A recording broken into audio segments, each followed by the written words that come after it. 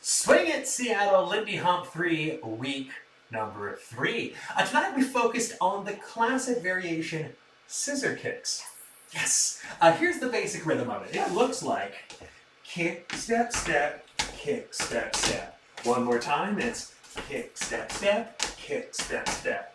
One last time, kick, step, step, kick, step, step.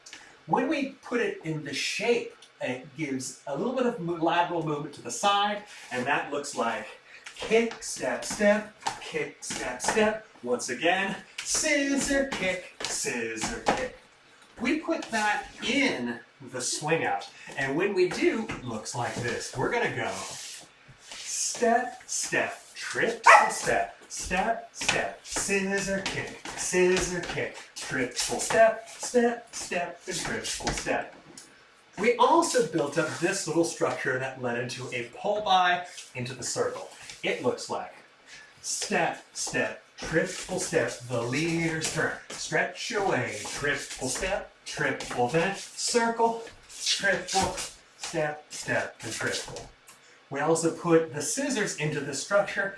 It could look like this.